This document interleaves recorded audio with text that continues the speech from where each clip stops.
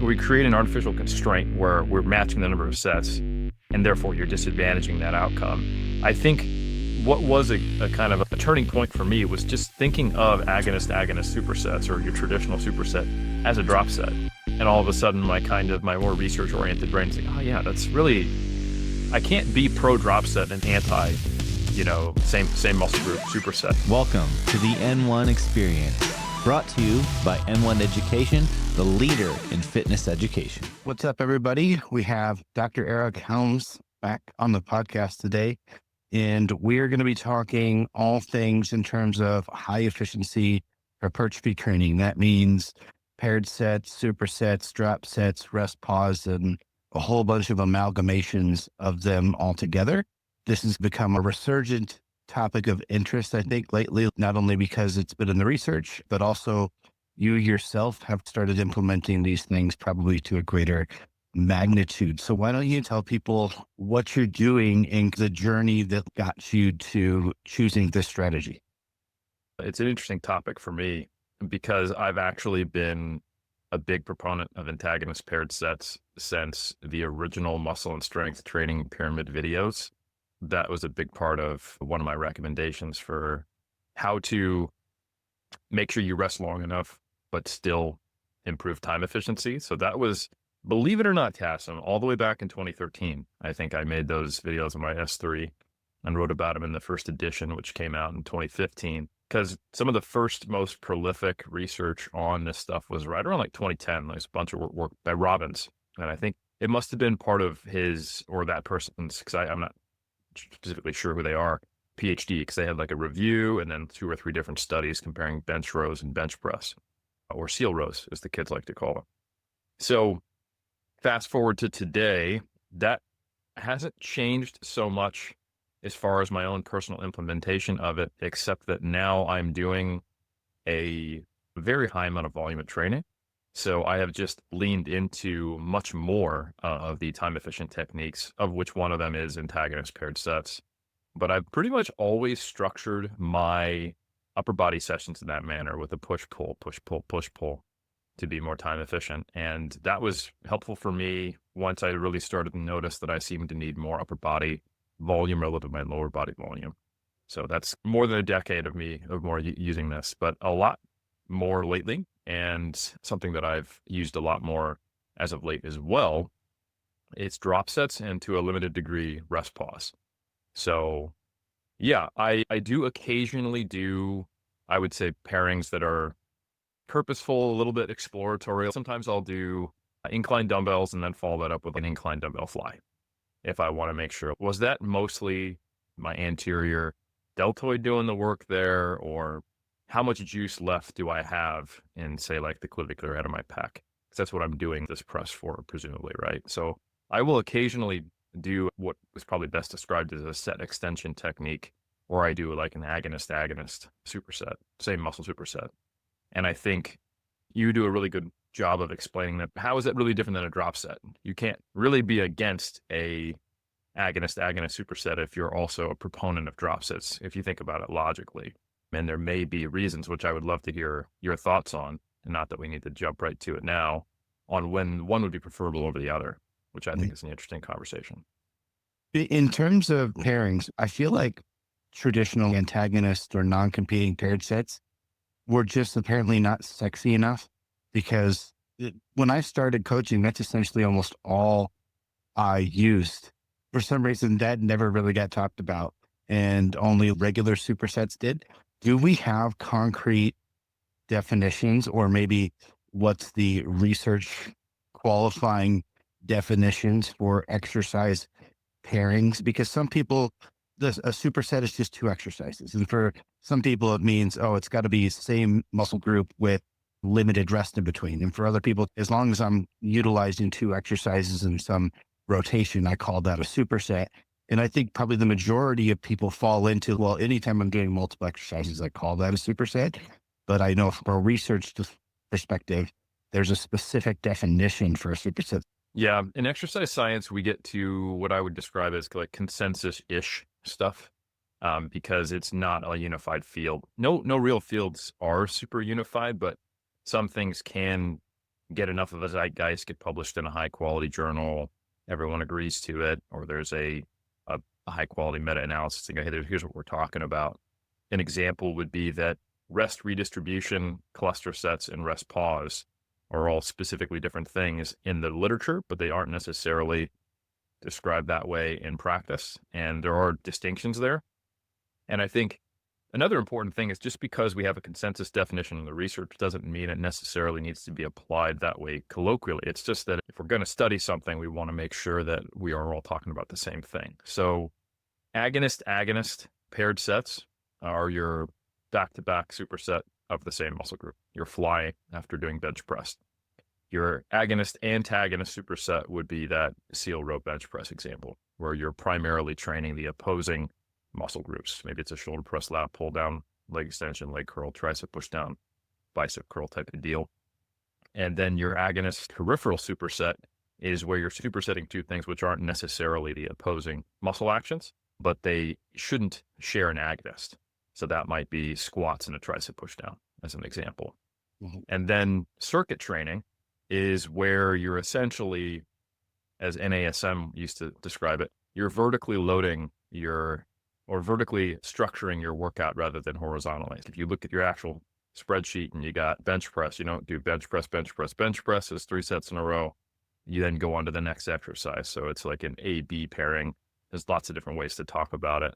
And you basically do everything as one circuit. And then when you don't rest depends upon the situation. And then you start again and go through the circuit again, which you could look at as a giant set or multiple supersets. As a little fun aside, Dave Draper, who people may know from the golden era, the blonde bomber, he was a huge proponent of exercise pairings and what would come to be called antagonist paired supersets. He loved to do a lot of that. And he would describe how on a busy gym, you just grab a pair of dumbbells at a bench and you can get your whole workout done for the upper body. But anyway, so this stuff is not new. It's been around since people have written about training. And I think in the research, it's just got certain terminology because there is so much disparate terminology in practice that people, like you said, call things differently. And if we want to do a meta-analysis on something or study something, we have to speak the same language. So yeah, I think supersets generally can apply to any of those three in the research, typically antagonist peripheral, agonist agonist, or agonist antagonist supersets. And in the research, typically you are doing the 2 sets with only time spent to transition between exercises, and then you rest, and then you repeat. So that is one other distinction, that you don't necessarily have to do circuit training in a constant moving fashion or just vertically loading it. Sometimes you do a circuit, then rest, or sometimes it's just continuous. It depends upon the protocol. But yeah, generally with the way supersets are done in research, which is not necessarily what I recommend in practice, the rest comes after you've completed a set of both exercises. Yeah, and I think that's true for every type of pairing that's really been studied, and it's almost always done in the no rest between, and then there's all of your rest after you've completed the circuit, right? Yep. But I would say I do a more symmetrical rest across pairings more often than I do the no rest, unless I am going for that drop set type effect, which we can get into work, the pre-exhaust, post-exhaust, those type of things. In your training right now, are you doing all sorts of different ones? Are you mostly just doing antagonist pairings? Are you doing anything more than 2 exercises, trisets, giant sets, or pretty much just pairs? There are occasionally trisets if there are 3 exercises which don't interfere with one another, and none of them are multi-joint, or only one of them is, and it's probably upper body. Or I find it just to be far too cardiorespiratorily taxing. It's just too hard for me to be confident that I'm fatiguing the local musculature and that I'm getting the benefit of that saved time in terms of the actual still training stimulus. But most of the time, like if we just say stock standard, gym isn't busy, I can do whatever I want, but I'm still time pressed because I am, and anyone would be time pressed trying to do the amount of work I'm trying to do. What I'm doing is antagonist paired sets, antagonist peripheral sets, and then drop sets, and occasionally rest pause. And that is mostly just because I think it's difficult to quantify both the stimulus and the fatigue of rest pause and put it on a similar footing to comparison of like how much stimulus, how much volume are we getting on average compared to, say, straight sets, at least in a way that I'm super confident in. And yeah, so if I'm doing single joint exercises, they are often at the end of a workout and I do them as drop sets.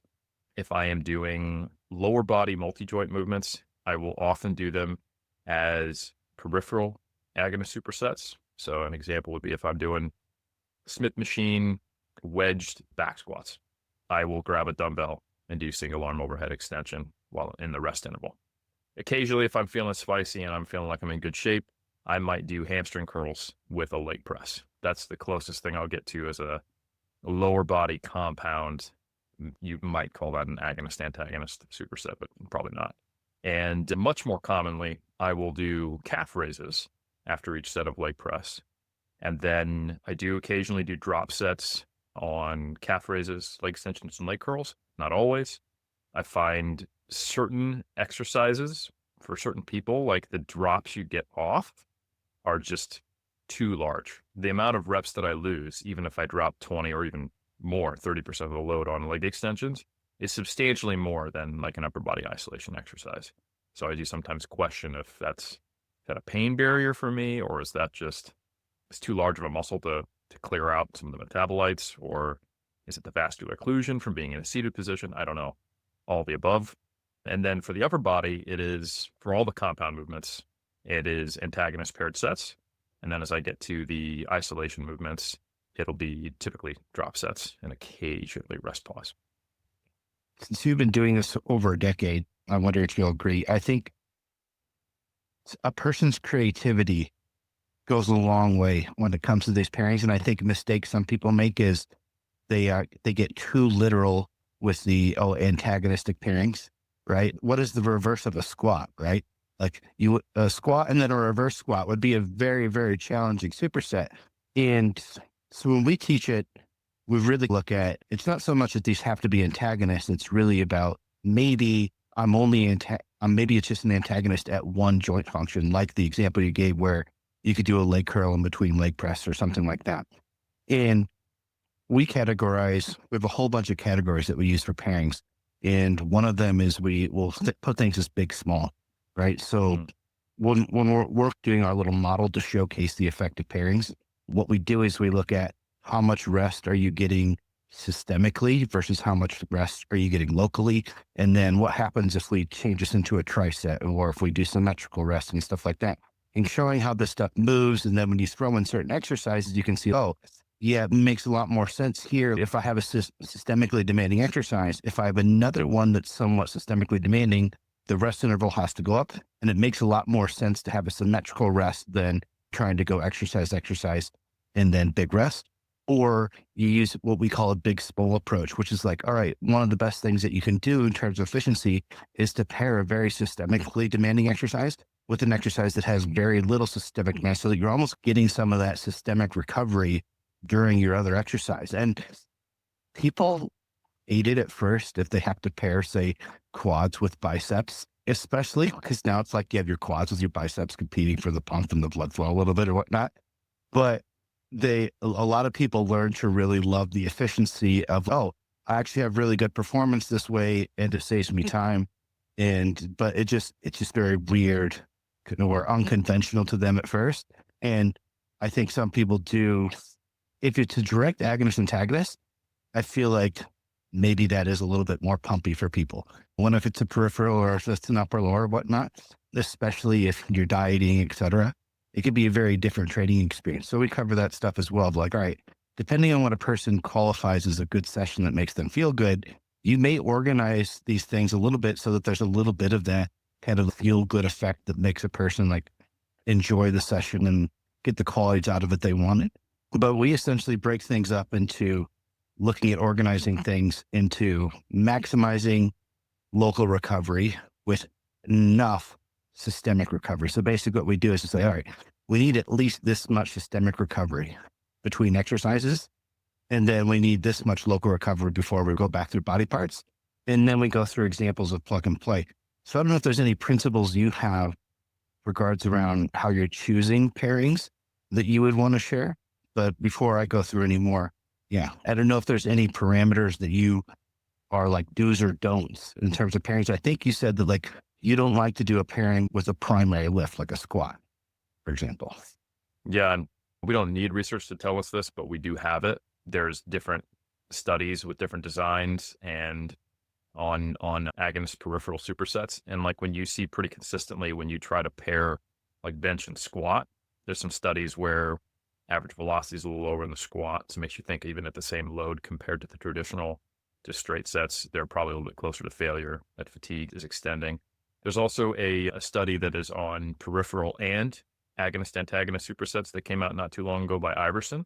And it's a longitudinal one of the only two that I'm aware of where we look at actual hypertrophy, not just like the volume performed and the subjective experience and some of the other acute proxies that we might have for fatigue or stimulus.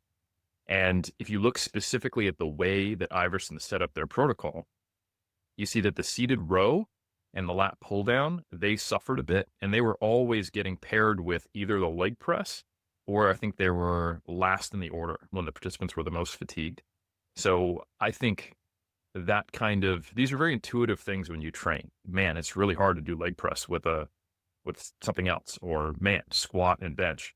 And when I was powerlifting and with my powerlifting clients, because it's a different training modality than hypertrophy training, there's going to be days where you're much closer to failure, and there's going to be days when you're way further from failure. You're doing like technique work. So when I would have a bench press day that was relatively hard, but I had a squat day that was relatively easy, or if they were both easy, then it's totally fine to switch between the two. If you've got 3 singles at a 7 RPE on squats, it's like your technique recovery day, and you've got some hard bench, no issue. And if you've got the same kind of quote unquote power day on both or technique day on both, no issue. But you wouldn't want to pair heavy 5x5 squats with heavy 5x5 bench. I think most people would see that would go poorly. So some of those things I think are very intuitive, and we also have data to indicate that that is the case. I think the way I like to think of it is there's a tier list of time efficiency strategies. And the question is, what price are you paying to get the time efficiency? And the best case scenario is essentially you're maintaining the stimulus, but just saving time. And then the next kind of tier are strategies that will reduce the per set stimulus, or you could even say the per unit of time stimulus, but the overall net gain, because you save so much time, enables you to make up for that doing additional work. In both those cases, your experience is going to be that it's higher effort. So when we look at the research that's longitudinal on antagonist, agonist paired sets and the one by Iverson, you see that session RPE is 10% higher. And that is, even though you're not losing out on the per set stimulus, right? So this is your highest tier. This is great. We're just saving time. The cost is essentially cardiorespiratory fatigue. And we do know that sensations of discomfort, higher rep sets, these things can impede your ability to accurately gauge proximity to failure for no direct physiological reason, but potentially due to perceptual reasons. You can end up not being able to put forth the same effort, even though it still feels hard. It's the wrong kind of hard. So that's where kind of those intuitive things need to fit in. If you're doing some of these pairings, you really need to make sure that it is elevating the overall perception of session fatigue or pairing fatigue, if you will, to a point that's not actually interfering with your ability to gauge proximity to failure, to put it simply.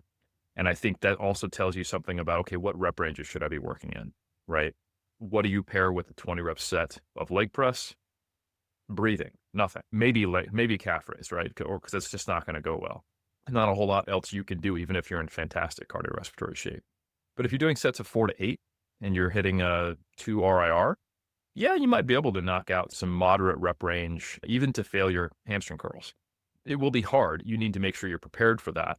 And if you're really, really strong, that is another thing that's going to impact this, because the energy expenditure in resistance training is not a perfect linear scaling, but it just goes up with work capacity. That's just distance traveled. How much weight are you moving? We have to figure out a way to match that energy demand. It's physics. So if you get really, really strong, even though you can look at someone else and be like, oh, we both did a set of 10 at a 2 RIR on this exercise and this exercise. If one person has been training for 5 years and they're lifting 60% more than the other, and they're both in the same cardiorespiratory shape, it's going to be easier from the person who's weaker. And I think that doesn't get captured in a lot of the research on this topic. So anyway, to come back to it, first tier is stuff that just costs a little bit of extra fatigue that is not local, like you were saying.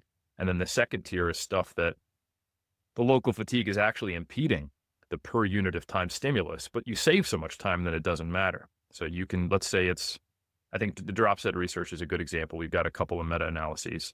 And if you look at the overall outcomes in the studies, you see very similar hypertrophy. And I think it's only 5 or 6 studies, 7 studies. So I'm not super confident in this, on what the exact number is, but I think a decent rule of thumb, there's, I think, 13 sets on average compared to 10 sets to get to the same place.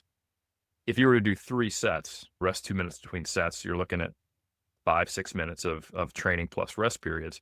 But if you just do one extended drop with 1 set and 4 drops afterwards, that's roughly the same, 10 versus 13. But you get that done in a minute. Like, that's just a high rep set, essentially. So it is a fourth of the time, half the time, something pretty substantial, depending upon the reps and how long you're taking and your tempo that you're saving. And yeah, you had to do an additional set, but who cares? That's not really what matters. But now you're not only losing the per set efficiency, but also you are using fatigue to try to get more of a stimulus, but doing additional sets. And this could even just be applied to no complexity, just don't rest as long. Like, there is a meta-analysis, which I think is probably providing too generalized of a recommendation. Hey, after 90 seconds, you're not benefiting anymore. I'm like, well, exercise, how strong are you? What's the general context? It is a single exercise study. But I think the principle there, the concept from that meta-analysis that indicates, hey, you can cuss your rest periods to 90 seconds, you probably would get more volume load if you rested 3 minutes, if you did the same number of sets. But now you're resting half as long, and you could just knock out another set, and you would probably gain in net by doing 4 sets with 90-second rest versus 3 sets with 3 minutes rest on average. So I think that's the way I see the tier list, is there's this sweet spot where you're happy to trade on the second tier. The first tier is just, are you in good enough shape and are you doing smart pairings? Great. The second tier, where you're accepting a certain amount of fatigue, and that's negatively impacting your performance and how much volume you can do. So you have to do additional set structures to get that made up of efficiency. It's basically saying, hey, is the time savings worth it? Because then I can just do more. So that's how I see it. That's the big picture concept. So when you were talking about the pairings, were you talking mostly in the context of doing 2 exercises with no rest? Because I would say I have had a opposite experience when using a more symmetrical rest. So my question would be, so say we're going to use something like a squat and another movement. Do you think that we can just scale the rest so that it's appropriate for that pairing, but it still is a net time saving? So maybe I can't pair a squat and another exercise the same way I can pair a leg extension and another exercise. And that's basically the way that we go. So the more systemic it is, then the more rest you're going to have relative to the total systemic demand of the other exercise. We have this, like, I'm fatiguing and then I'm recovering and fatiguing, I'm recovering. And we basically do a local line and a systemic line and look at, okay, as we layer in exercises, right, have I recovered enough systemically and locally for this?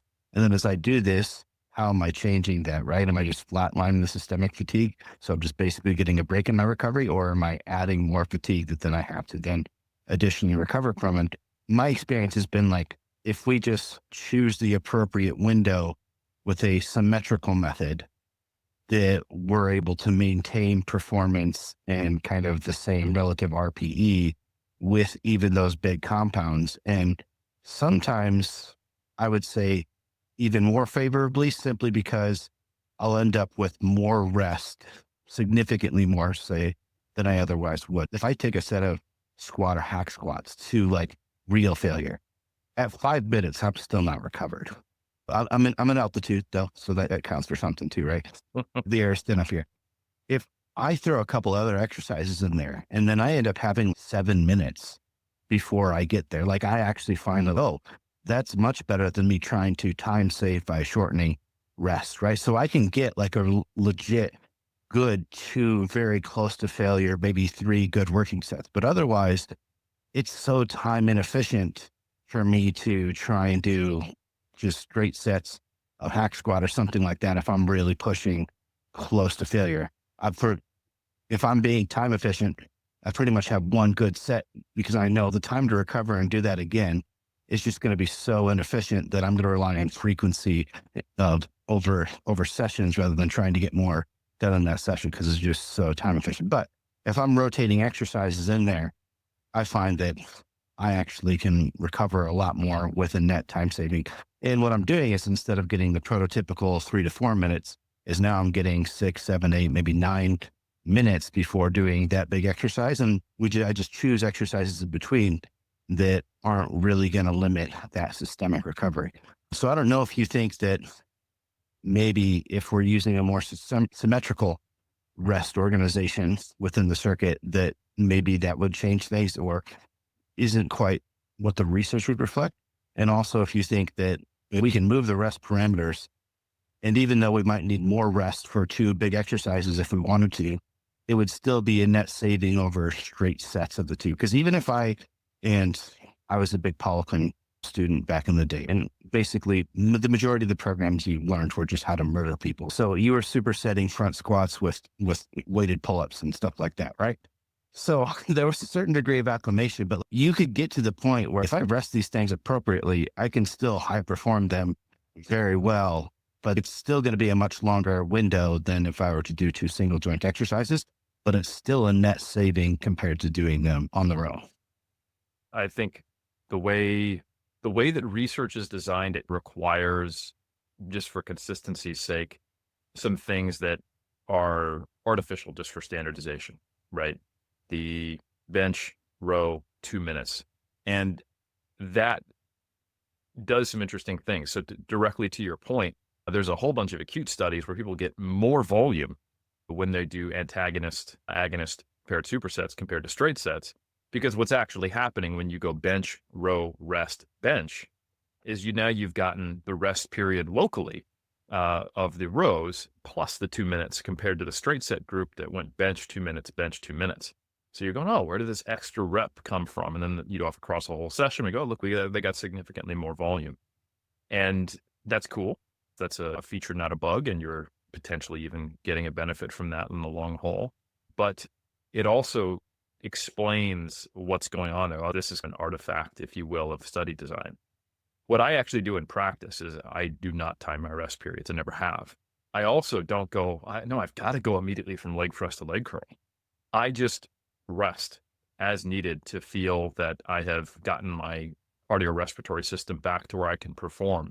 And for me, it's like, I need to do a Valsalva and hold my breath, and I need to recover, and those things conflict. So once I'm at the point where I can hold my breath again and do leg press, I'm ready to rock. So what it looks like in reality is we'll take that same one, a hard superset, but that actually doesn't impair my performance when I compare it to straight sets, if you do it smartly, is leg press, leg curl, right?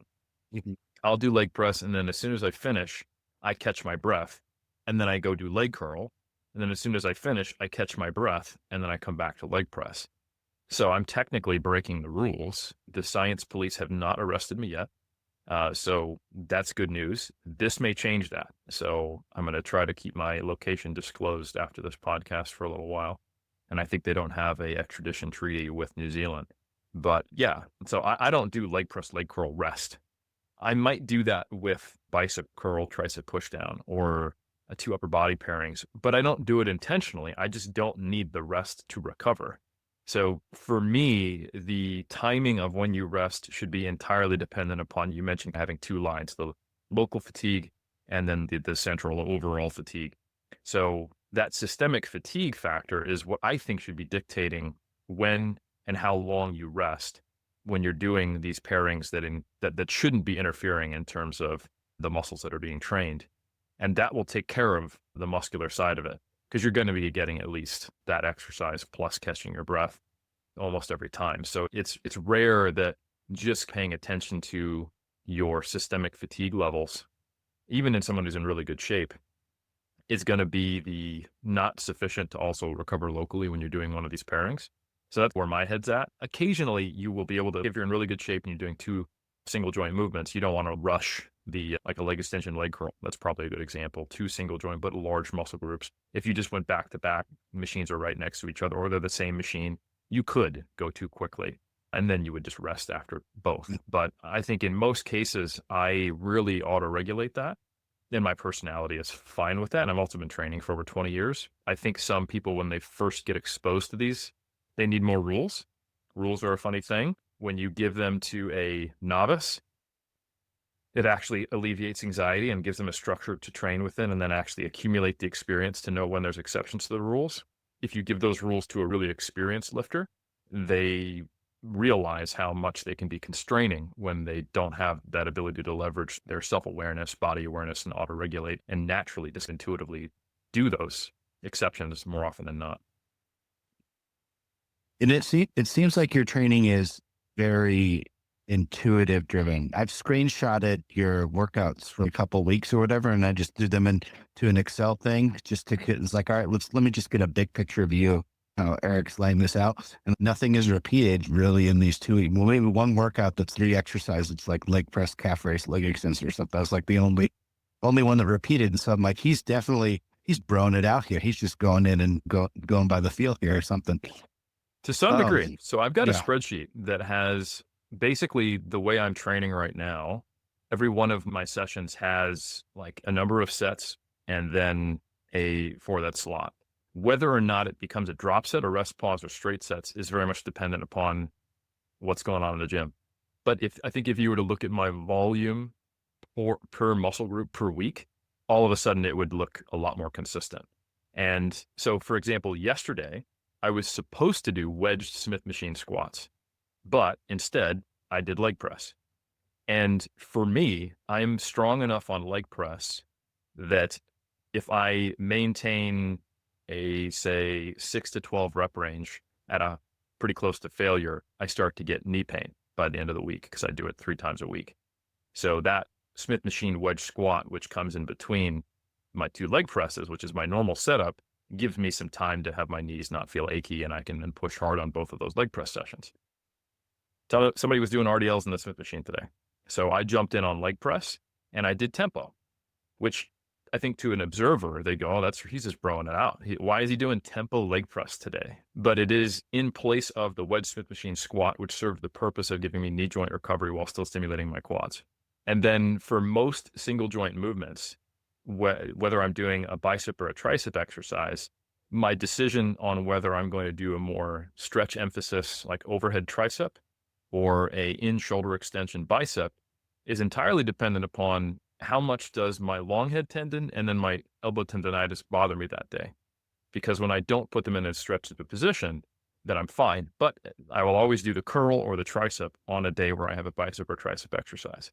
I think that ability to play to the field, I think, is really important.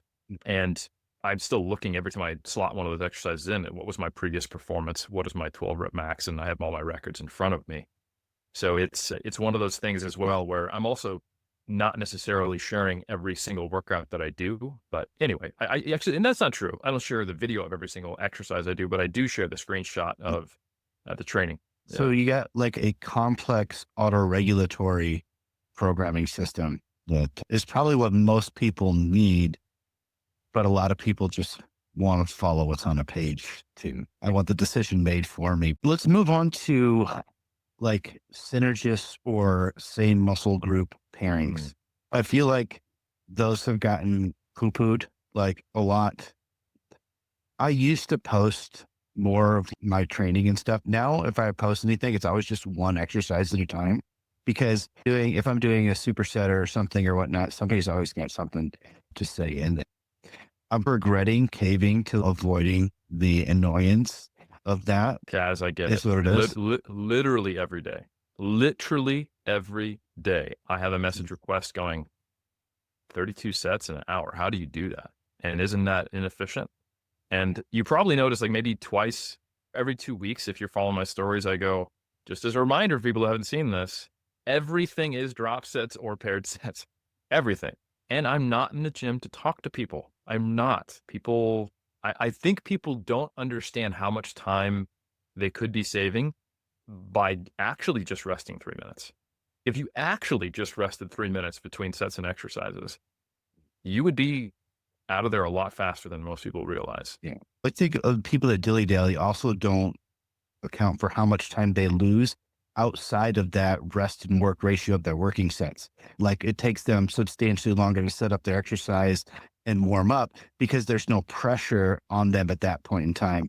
And so what they end up doing is they lose the majority of their time efficiency outside of that period of, oh, okay, now I got my 3 sets and I got to get go. Maybe they're more on for that that few minutes where they're focused, but then they have a 5-6 minute break before they focus on the next thing that they're going to do as well. Right? Also, hypertrophy training just does not require that many warm-ups for me. Especially machine-based stuff. Like when I'm powerlifting, yeah, it's a set of 5, a set of 4, a set of 3, a set of 2, a set of 1, finish on 90% of my working weight.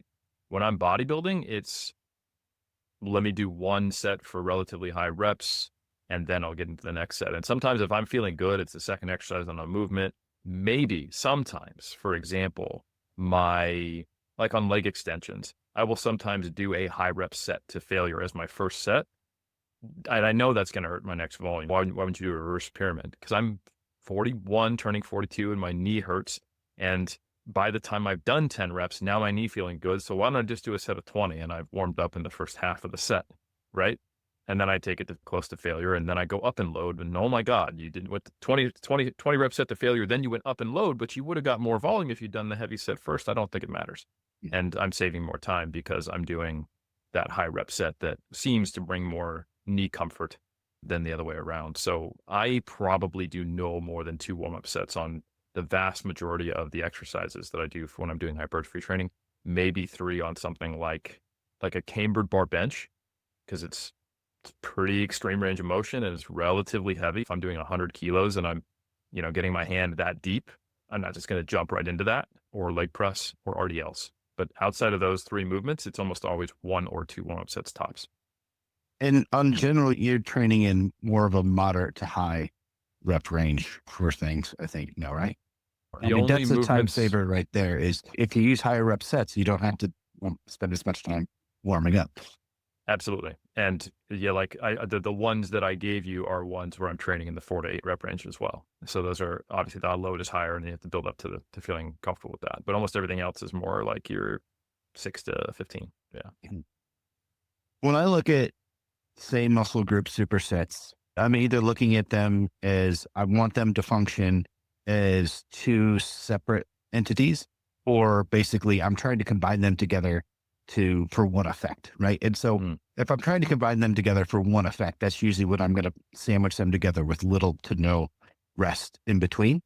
But if I'm using same muscle group supersets and I'm resting between them a significant amount, I've actually found that we can actually get performance improvement undulating exercises, and we can see significant volume load improve in the exercise that otherwise would be second. So we do a bunch of these tests with our students. One of them is we have people do a single leg press and single leg extension. And with one leg, they basically do all the leg press first and then all the leg extension second. And then the other one, they alternate the exercises. We've done groups where the one leg is flipped. So they do all leg extension and then all leg press. Same story. The overall volume load with the same net rest is always higher in the undulating one, but the exercise that wouldn't be second is the one that really sees a significant increase, right? The exercise that would be primary in a linear fashion basically gets just a small nudging, like in terms of no volume load, right? Maybe a few people, it's exactly the same, but on average, it's the same or better. But the second exercise, it's like 20, 25% more volume load by undulating those exercises. So I look at this as one, it's a way of performance management or improvement potentially, but also it's a way of not having to choose, this first exercise is going to get more stimulus than the second exercise. I can essentially smooth out the stimulus across those. So if we're thinking like a pressing motion and a leg extension is going to be a little bit more rec fem dominant. The vasti are going to be more dominant in my press. Most people aren't going to want to do a leg extension before they're going to do their pressing motion because their ego's attached to that heavy pressing motion, the one you put the most plates on. So basically, the rec fem always gets like secondhand stimulus in terms of the order of the session. And so I look at this as ways of now I don't have to choose that I'm going to target upper pecs first only. I can be like, look, if I have balanced goals, in addition to how I do things over different workouts, within the same workout, I can also even out the stimulus across a couple exercises for the same muscle group and potentially have just an overall net performance increase. Now, I don't know, like volume load is, for me, if the context stays the same, I think it's a decent proxy for if we're getting more volume load, cool. If anything, it's the same or better for hypertrophy. Once we like are working in different rep ranges and stuff, then that's context that we can't compare. But in this, it's the same rep ranges, the same loading, et cetera. We're basically just getting more reps at the same loads, right? In these cases, because we standardize the load for it, and then they just do reps, and we have them go to 1 RAR, except the very last one, we go to all the way to failure. And that's what we do for the experiment, right? And we do this, we've done it with like different pressing angles, so like the press or fly motion focus more on upper pec and the lower pec, or same thing, like 2 different lat motions focusing on different divisions. And same thing, we tend to see a greater performance bump when it's a muscle that has a more divergent function, right? So the quads, they extend the knee. It's pretty simple, right? Same thing for triceps. You're going to be limited with how much of a difference there is across the exercises, but with exercises that have more divergent function, the effect seems to actually go up a little bit more. So for something like doing a fly motion that's more aimed at the upper pec and then more of a decline press, we will see a bigger net improvement in the volume load there in overall performance than we would with a muscle, maybe say like the biceps, where, okay, there's only so many ways to flex the elbow. But even in the simple muscles, there still seems to be that effect. And it also seems to work with different range of motion or resistance challenges to an extent. So say I'm going to do 2 elbow flexion exercises, and one's going to be focused more on the short position, and one's going to be focused more on lengthened position. Now, if you subscribe to only lengthened works, then then you could argue like I'm just wasting sets here. But if there is any benefit to doing both, we tend to see that, I get a net increase in performance by doing that. And my rationale, or my best theory for why that works, is that the portion of the muscle, the motor units that are the limiter in one exercise, even in these simple muscles, are not necessarily the limiter in the other exercise. And so by switching exercises, I'm able to tax a different part of the muscle a little bit more. And that part of the muscle that was taxed the most in the previous exercise isn't taxed as much. So if I'm have the same rest window between exercises, so if I was going to rest 2 minutes between, and now I'm resting 2 minutes between 2 other exercises, so I'm still resting 2 minutes per the muscle group, right? I'm getting a little bit more rest because I'm just not fatiguing the same motor units as much on repeat. I'm spreading that out. That's my best hypothesis for why this seems to work. And people tend to find short lengthened supersets one of the, I would say, the most favorite training styles that I've ever taught.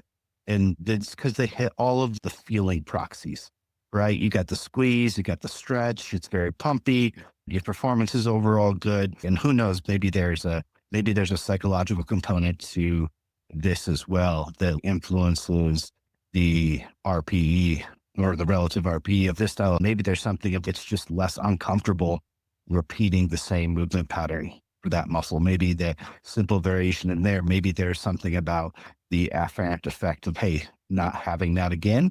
I'm willing to push a little bit harder on another exercise that's slightly different, or psychologically, because it's different, I feel like I'm a little bit more prepared to do something new rather than having to do the same thing that just exhausted me 2 minutes ago or whatever it may be.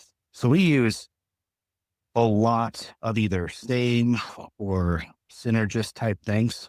And when it comes to then doing the things back to back, I look at, yeah, it's like a drop set, but also layering on that same effect that maybe I'm getting more bang for my buck with the drop, in this case, switching to another exercise, because again, it's not the exact same motor pattern. So maybe instead of just having to drop and then get performance in the same motion, I'm getting a little bit more performance. And maybe I'm getting a little bit broader stimulus across the muscle by being able to change up the movement pattern. Now, there probably is a point of diminishing returns where you're saying, hey, if I choose, even for the same muscle group, it's very divergent muscle like pecs, right? If I choose to do a clavicular fly, that I'm getting very little stimulus in my costal pec because it pushes down, this pushes up. If I superset those, I don't know how much crossover benefit there is. I just want to get 2 exercises in a shorter period of time, but they're probably differentiated enough that I don't know if I'm really continuing to get more stimulus in my lower pec if I superset it with a very upper pec biased motion. But at the same time, there also isn't as much performance loss when you do them back to back. So when there's less interference between the exercises, we know there's less overlap.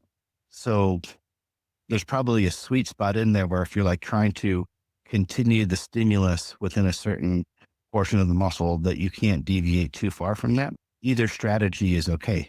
Sometimes I don't have time to do an upper and a lower pec exercise. So I could superset 2 exercises. And if I do one exercise second 3 rounds, that's more stimulus than doing it 0.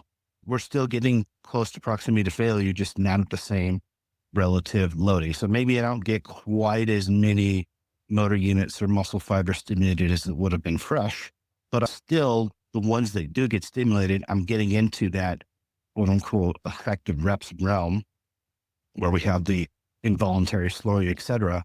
For that, I still look at it as that's a valid time saving strategy if that's your constraint. I look at, say, muscle group supersets with rest as a way of trying to get a little bit more bang for my buck out of the volume I'm doing.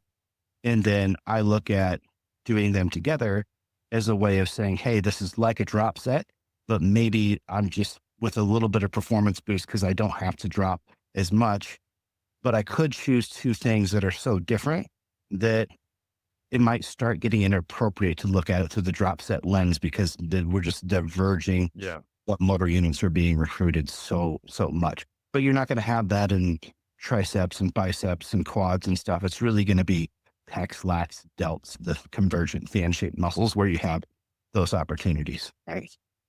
Yeah, and now that you talk about it, I actually have to say I do a bit of, especially for back work, a bit of what you could describe as like agonist supersets and tacking them on at the end. So something that I've done a lot of is probably the last 8-9 months, maybe a year. Actually, yeah, no, a little bit over a year, is finishing rows with scapular shrugs and finishing pull downs with scapular reverse shrugs, right? Or I should say depressions. So, and that is something that I've found really fascinating because when I've trained with other people, that's the largest disparity I've seen in performance and time course and the amount of fatigue that people get. So I've had small groups of people who I've taken through in seminars. All right, I want you to do a cable row to failure. And now I want you to get as many straight arm scapular shrugs as you can. And some people will get like a set of 15 or 12 to failure and get 5. Some people will get a set of 15 to 12 to failure and then get 20. And I think that is really interesting because I think it is potentially telling you about what's the limiter when you're training. And so I have generally better biceps relative to my back. And so perhaps I'm just getting far more biceps involvement and they are becoming more of a limiter than some of the scapular retractors or depressors in those movements. But it's also very different. Typically the lat pull down is really, really easy at that point, and those muscles can move a lot of weight. The amount that you can do even a lengthened partial lat pull down with compared to a reverse shrug on a lat pull down is a 60% difference in load or something crazy like that. So it's a tough one to parse out, but that's almost something slightly different than you were talking about is you're trying to tap into a muscle group or you're using an exercise that is training multiple muscles that have overlapping functions. And you're like, well, I really want to target and I want to make sure that when I hit task failure, the muscles are actually these specific muscles that are part of that, the complex that's able to accomplish this motor pattern are also somewhere near muscular fatigue while I'm achieving task failure. So let me do something that isolates them. And I think that's, for example, doing incline dumbbells and then incline dumbbell flies immediately afterwards. You're like, okay, but did my clavicular head, was that the limiting factor? That kind of thing is probably easier to conceptualize than the back, which there's 6 muscles, which can do the same thing essentially. Yeah, that has been something that I've tried to play a lot with. And I would be curious to get your thoughts on that. And do you think those large disparities in performance are due to different recruitment patterns or relative strengths or what? Because I find it fascinating that some people can, and they seem to have better backs. Like when they can't do many more shrugs or many more depressions after a set of lat pull downs and rows, those generally aren't people with terrible backs that have been training for a while. And they tend to also be like, yeah, the basic movements work well for me. Give me a barbell row halfway standing up and some shitty momentum lat pull downs. And yeah, I've got a nice V taper. And why don't you deadlift too? Those are great. And I'm like, I did that for years. I'm powerlifting.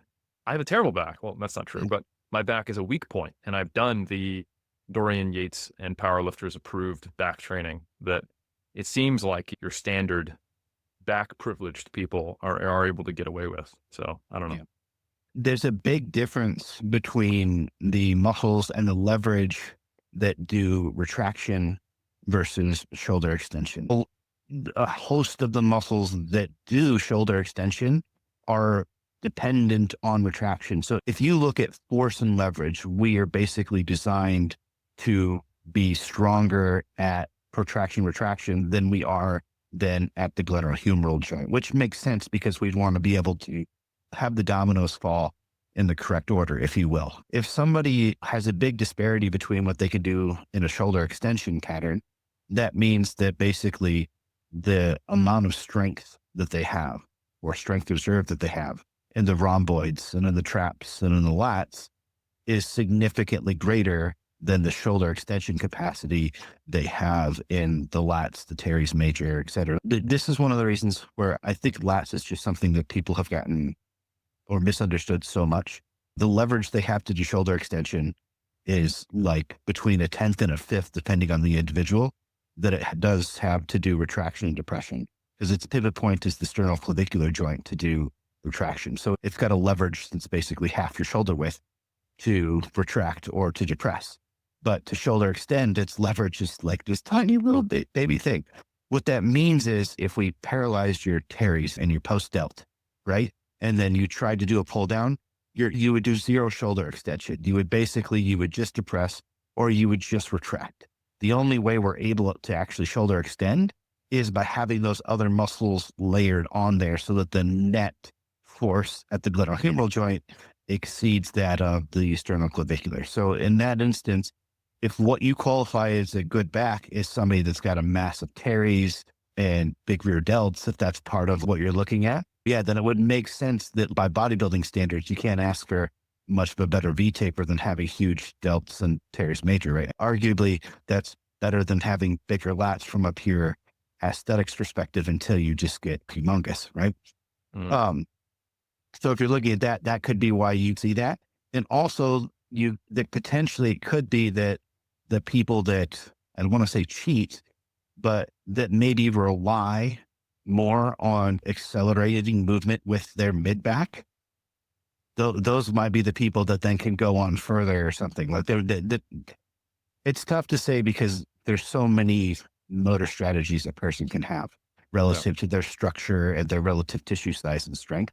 But basically what we're seeing is a discrepancy between, hey, what do I have in terms of capacity for the muscles that work on the sternoclavicular joint versus the glenohumeral joint? And there's always going to be that deficiency. But from a physique perspective, we tend to want to grow the most superficial stuff. And, nobody's looking at a bodybuilding show and be like, man, did you see that guy's rhomboids? And never happened ever. So you could have the best rhomboids in the world. They might say that though. They don't know what they're saying. Yeah. Yeah. The intercostals. I love that one all the time. You can see the intercostals. I'm like, can you though? Yeah.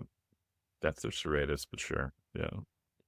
The only other thing I would say on paired sets and stuff before we move on is then the synergist category, where we're talking about pre-exhaust or post-exhaust, but maybe doing compound and isolations, eh, and the strategy of those. If I do a press motion and then I follow it with a fly, I know that basically I'm taking my triceps or whatever it is out of that press, and now I'm extending it. And I look at this as, again, it's basically to drop set for my chest. But I also look at it as security of specificity, if you will, Mm. meaning that I make sure that depending on what you're doing, if I'm using a machine chest press, I can basically use anything that can contribute if I have a fixed enough path of motion. I can use my delts as much as I want. I can use my triceps as much as I want. You can even get into using some of the pronator, and you can use all sorts of things to simply move to the bar. And so the proximity of failure your pecs have relative to everything else is unknown, right? We're hoping that it's there, but it could be that you're at 2 RIR in the pecs and you hit failure in your chest or your anterior delts, one of these movements. So I look at post-exhaust as the specificity security thing, where I can do a big compound and then I could do an isolated thing immediately afterwards. It functions like a drop set. And this is especially, I think, helpful in people where, say, they have one of those muscles in the compound movement that they want to make sure is getting hit, right? Say somebody's like, yeah, I got a small chest and already big triceps already. Does that mean I just don't ever get to do machine presses anymore? And it'd be like, yeah, we could just do all dumbbells and flies and cables to try and eliminate that. Or we could take advantage of the value that the machine has in terms of stability and maybe its resistance profile or whatever. But instead of doing so many sets of it, we do fewer sets with a post-exhaust fashion to make sure that, hey, when we do this exercise, we make sure the proper goose is cooked. Somebody could be doing dips or something and they're trying to focus more on their triceps. We could superset that with a direct elbow extension exercise to make sure. And you don't need as much volume or time to just eke out that last little bit of fatigue and stimulus in that muscle. So I think post-exhaust is usually the thing that I will leverage with a hypertrophy goal for the means of specificity, but also time savings, because I still treat it like a drop set.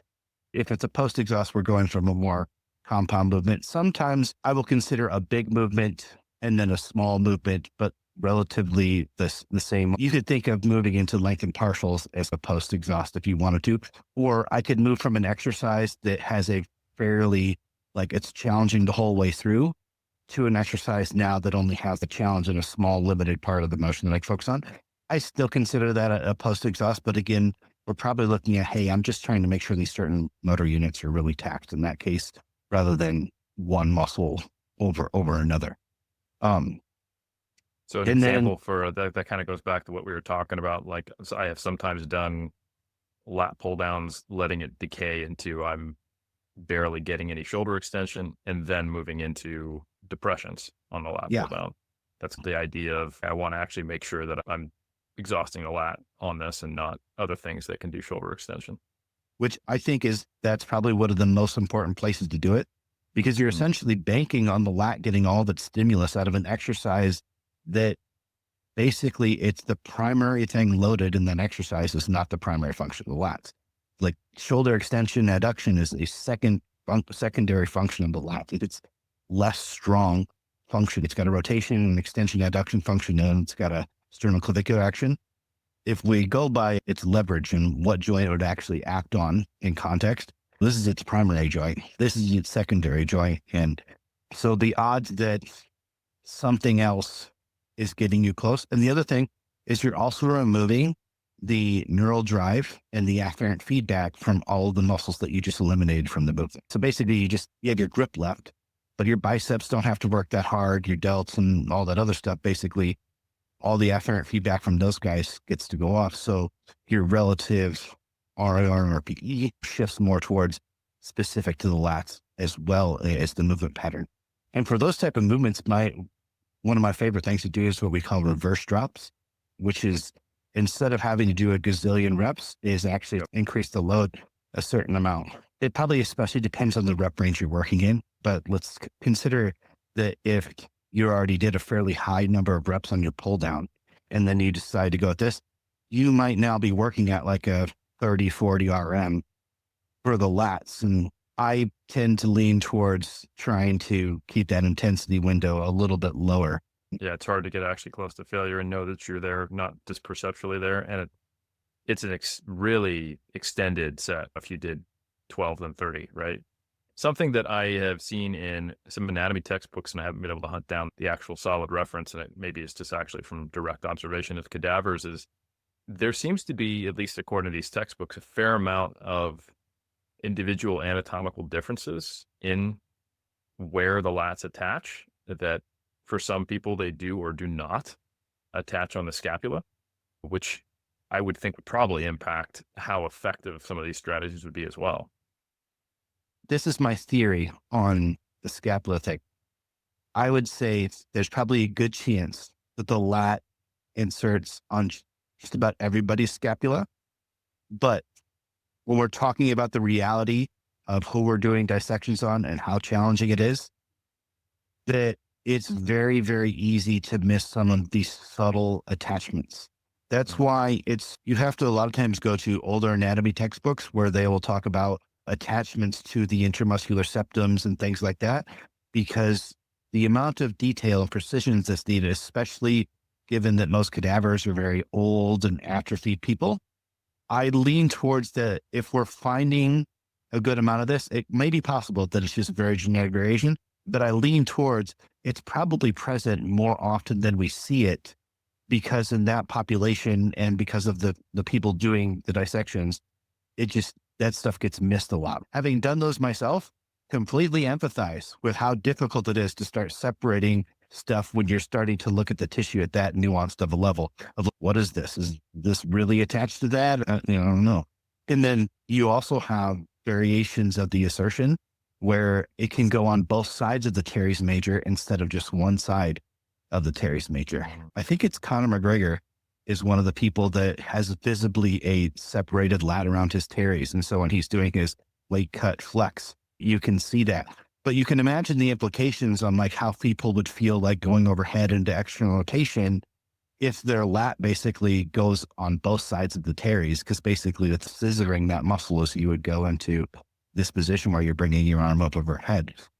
So there is a certain degree of variation on the scapular thing. I tend to lean towards it being there, but in terms of its function, right, its ability to depress the scapula is actually stronger pulling on the humerus than it is the scapula itself, right? The leverage is longer there. So in terms of the context of what we're talking about, zero people, you could attach 0 people's scapula and it wouldn't matter. And it would only be a very small portion of the thoracic lat, the upper division, that would attach to it. So it's not like you would have the full blunting force of your lat pulling on the scapula directly. The main thing that's going to be driving the scapula is going to be in any of these pull down movements is the rhomboids, which work in sync with the teres. So basically, if you watch somebody do a wide grip pull down, you'll see their scapula just pull out and in.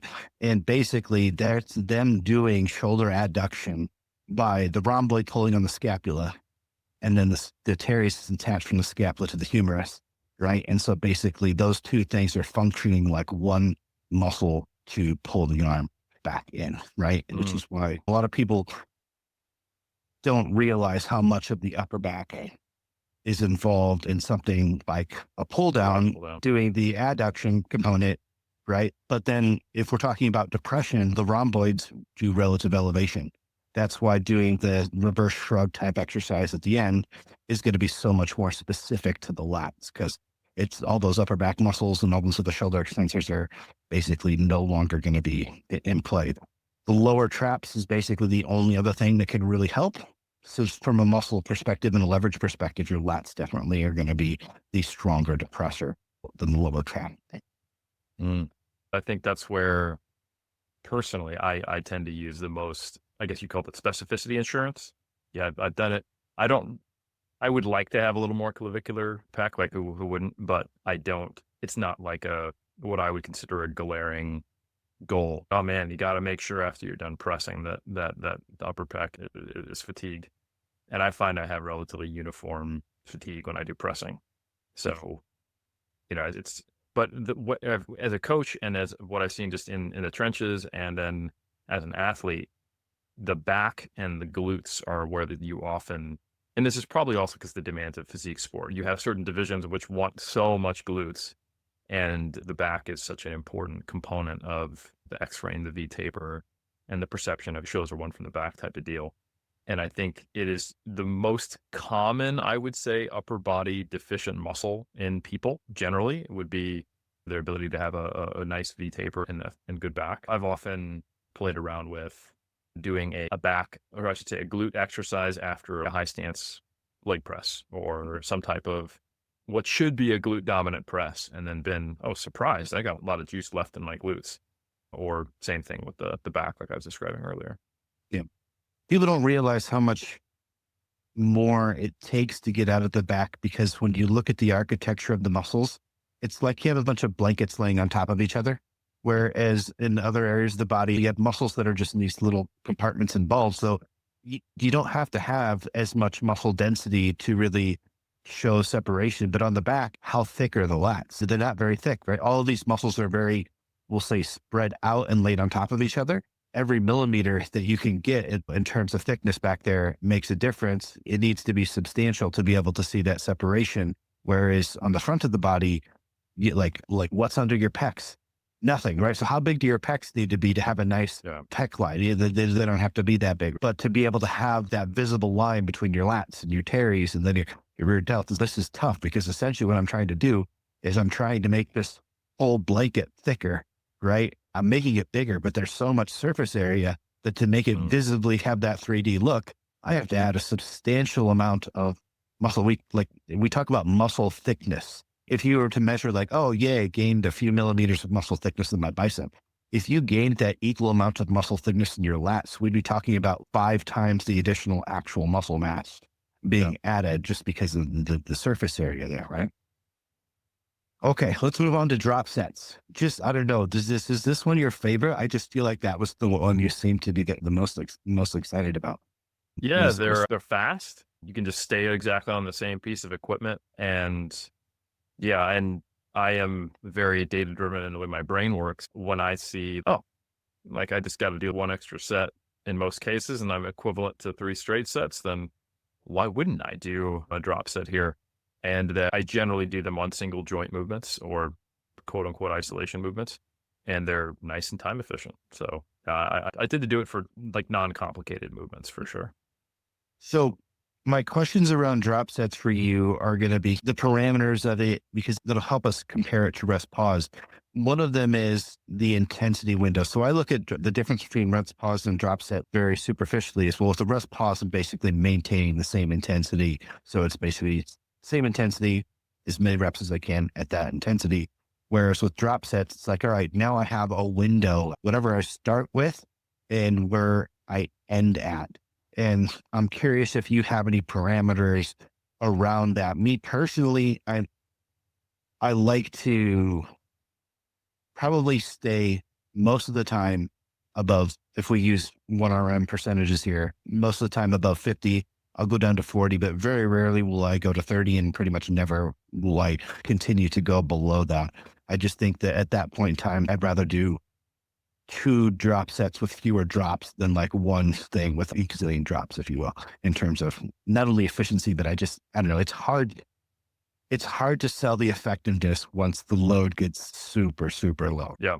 Once you're and there's that whole thing of you just can't be saying curling the empty bar but sweating bullets at the same time. Yeah, I don't know. I like to do drop sets, and that the ego part of it doesn't bother me too much for whatever reason. And I think so the way I typically do it is the first set, I'm trying to get somewhere between an 8 to 15 RM, and I do typically go to failure. And then from there, I'm doing 20% drops, or the closest thing I can get to it. And I will do typically 3, and I call that equivalent to 3 straight sets. So some of the parameters I use is I will drop a smaller amount if I think I can at least get 4 or 5 reps. This is a bit of a stretch and an extrapolation, and I'm not sure it perfectly works out. But when we look at like how long does a quote unquote set need to last to be on equal footing to Another set, if we're comparing different loading ranges and but the same RIR, that's probably the bottom threshold of how long does a set need to last to get a stimulus across motor units. Like I said, I don't know if that applies to drop sets. And understanding how motor unit recruitment even works is something we're still figuring out. But I also think sometimes, obviously, we're producing less force at the end of a drop set than we are at the start because we're moving a much lighter load for fewer reps at a slower velocity than we started. So there's no question there, right? And if we're producing less force, that means there's less motor units involved. But I think the pattern of recruitment is probably something that we're not really sure on. Anytime we're doing high reps to failure, our best guess on some of the data we have is that there's motor unit substitution, or sometimes called motor unit cycling, going on, where you're potentially your nervous system is actually going, you know what, I'm going to purposely turn off this high threshold motor unit, bring some other stuff in, and then bring it back in later. And so that it's the shuffling of motor units until you get to the end. And the challenge really with drop sets is just choosing exercises where you can push mentally through fatigue and discomfort and just keep going. And I enjoy that. There's a masochism element, and I think I'm particularly well suited towards going to failure on single joint movements and high reps. I don't find that as daunting or as challenging as some other options. Part of that's probably just psychological. That's why I like drop sets. I like that we have enough data where, in applied sense, I can follow certain rules, like 20% drop, one extra set should be roughly equivalent, so long as you're pushing everything to failure and you're not getting below, say, 4 reps per drop. I'm reasonably confident that it's going to produce that kind of effect. And then the main thing is just making sure you're accurately perceiving proximity to failure. And that makes it something that I can more easily quantify, and I feel comfortable doing, oh shit, I've only got 5 minutes. I don't have time to do 3 sets on this exercise. I'm going to do 1 drop of 4. And I think that's a pretty good utility. Rest pause is a tough one to tackle because I think it's done many different ways. If you can do less total work and maintain load, and you're probably doing exclusively effective reps, but I think the range of what is effective and what isn't and how you scale that is really ambiguous, and we just don't know. And like the surefire way that it has sometimes been done in research is to match the total number of sets. And there's a few instances where rest pause actually produces better outcomes. And you're thinking about it, it's like, okay, yes, you did, everything was to quote unquote to failure. You did 3 by 10. Let's say 12, 10, 8, right? Fail on a given exercise. 30 reps, you went to failure on every set. And then we compare that to doing rest pause, where you go 12, and then you go like 5, 4, 3, 2, 2, 2, until you get to 30. That's not the same, because essentially, yeah, both of those 2 first sets are the same. You're getting slow reps on the last, let's say 4. And then everything in the rest pause is at least that slow after that point, or potentially slower. So like the number of quote unquote effective reps would be higher if you match volume with rest pause, because you're just resting long enough to bang out a few more reps at this already high load. But you wouldn't want to do that because, okay, that's additional fatigue. I might be saving a little bit of time, but not a tremendous amount with doing that. I'm just redistributing my rest between sets into one long extended set, or I guess it would be rest redistribution sets. And that's fine, but I would see that more as like a technique to get the same volume, but at a higher stimulus, higher fatigue. So then the question is, all right, how do I save time doing that? And we have a couple of studies on rest pause, and it's like, okay, the technical definition of the research is you do 1 set to failure, you rest 20 to 30 seconds, you get as many reps as you can to failure, you rest 20 to 30 seconds, you get as many reps to failure. And I'm reasonably comfortable assuming that that is going to be the same conversion of drop sets to straight sets, but I'm not sure. You're essentially trading reps for load. So I would have to actually get somebody on a force plate and look at the impulse comparisons between the 3, or rather just between drop sets and rest pause, and go, I don't know, is it similar? And then the influence of fatigue, I don't know. So I think it's just very difficult to quantify rest pause, whether they're positive or negative in terms of inducing more fatigue. So to me, just because I know how to go from straight sets to drop set, but rest pause are ambiguous, I tend to not do rest pause that often. So It's funny. I feel like rest pause for me, I feel like I am more confident in quantifying it because I know for sure I'm getting at least the straight set equivalent of my reps, if not more. I know it's either this or better likely. Is it so more the reason, fatiguing or more stimulating? I don't yeah. know. Whereas drop sets, I like it's like, man, the change in intensity is such a big variable to me of how do I quantify that? And it can like the rate of drop across exercises and stuff can vary so Mm. much, etc. Correct me if I'm wrong, but I believe your main confidence in terms of qualifying the drop sets is just the comparison to the straight set stuff we have in the research. Is there just not as much of that in terms of rest pause for you to make that kind of similar connection? Yeah, because we just don't have enough to do. You could even argue maybe the amount that we have to do a drop set is not sufficient. I think that the meta-analysis is like 6 studies, maybe 7, or it was 7 that were included and only 6 we meta-analyzed. That I don't have it in front of me, but I think it's total. Could all be sampling variance, and these are all terrible methods to train with, right?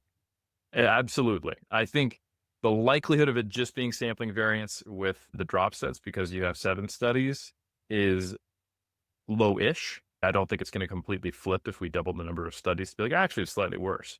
It depends on what you define as slightly. That's possible. But I think with rest pause, yeah, I'm aware of 2.5 studies. I think there's a MyoReps conference abstract, and then there's 2 rest pause studies, maybe 3. And they're not all done in exactly the same way. It just comes down to a research thing. And going back to what you said earlier, I think if some people do time efficient training because they don't have a lot of time, some people do time efficient training because they're trying to get a ridiculous amount of work done. And that's me. So I actually am working to a point where I don't have much more to give. And when I do something that ends up having a higher output than intended, I'm thinking, fuck, okay, how am I in 48 hours? Am I going to be ready to go again? Mhm. So I think if I was training 3 times per week or something like that, and I wanted to milk, and I'm like, listen, it doesn't matter. I'm going to put everything I can into making this as effective as possible in a shortened time window. Then rest pause would probably be back on the table. I'm like, all right, we can get 3 by 10, or I can get 10, 5, 4, 3, 3, 2, 2, 2, 2 until I get there. I'm going to maybe save 20% of the time if I do the rest pause versus just the resting. It's going to hurt a lot more, both in terms of systemic and local, but it's going to be at least as effective or more, like you said, then sure. But I think when it's like if I do 30 reps rest pause and most of them are grindy and slow on leg press, will I be ready to leg press in 48 hours? Because that's what I have planned. I find I can save quite a bit on rest pause. The program I just finished up, I was trying to test the limits of what I could get out of this. And I I didn't know what your opinion on is in terms of like how much rest. I know the research is like 20 to 30 seconds. We have a little, I guess I could share it with you here. Can you see this little graph here now? Yep, I can see it. So this is from our experimentation. Like this is rest to rep efficiency. So basically what, if you do these rests, about how much reps or how many seconds does it take per rep? And typically somewhere between 25 and 40 seconds, there seems to be like this kind of increase in efficiency.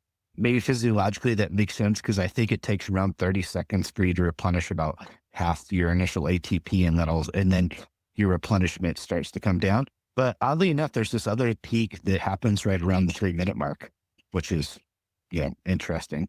And again, this isn't a huge randomized control trial or anything. This is just us experimenting with ourselves and students or whatnot.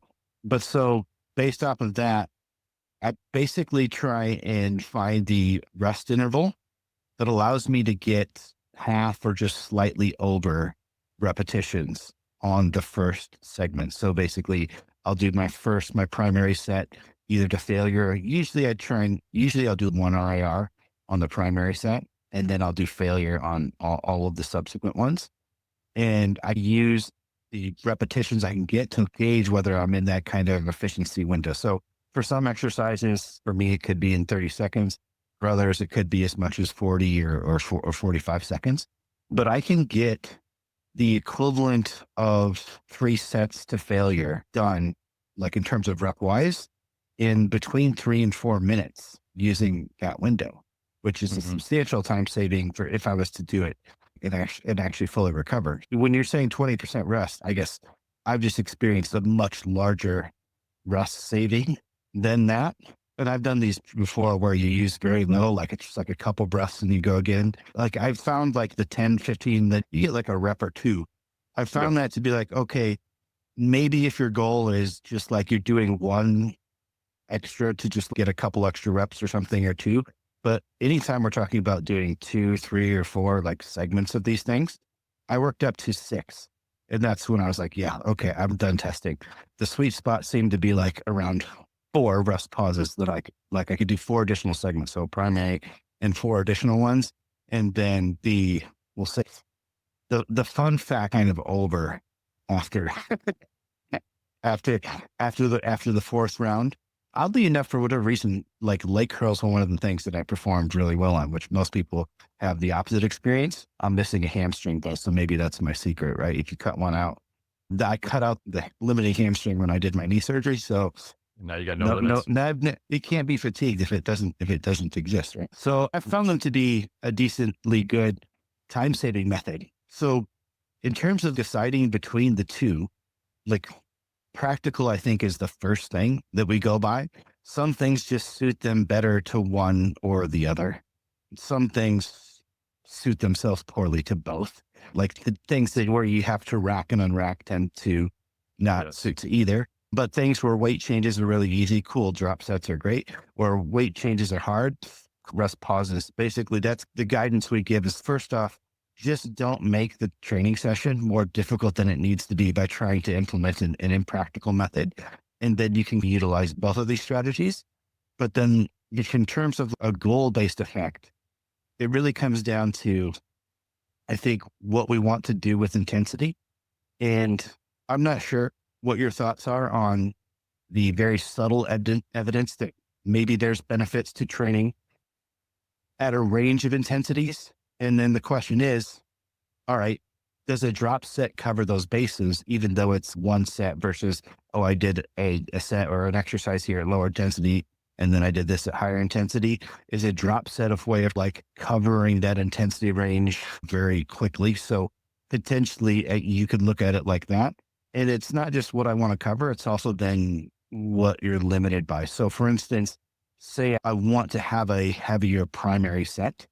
I can't do very many rest pauses if my first set is 5 reps, right? Yep. And I don't know that like for a drop set, we have to get 4 to 5 reps because we're trying to get what we would do for a regular set because it feels like it's all one set. If anything, I feel like that would apply more to a rest pause because at least there's a break between it. Unless it's purely for a strength goal, I don't necessarily want to be doing rest pauses with 3s, 2s, and 1s very often. I probably want to get that rep range up, right?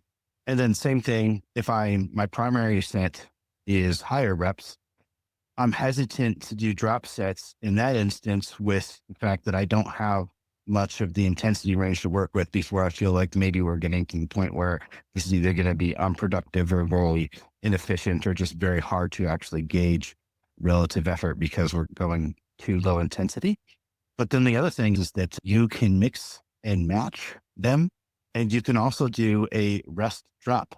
And sometimes you do a rest drop, even if your intention was a drop set, because the exercise that you're doing requires some time to change the weight. I think you like doing it on bench press. You got to get up, you got to change the plates or whatever. I doubt you're doing a backflip up and then sprinting around something. So there's probably 20 seconds in there just pulling plates off, et cetera. So it's really a rest drop, if you will.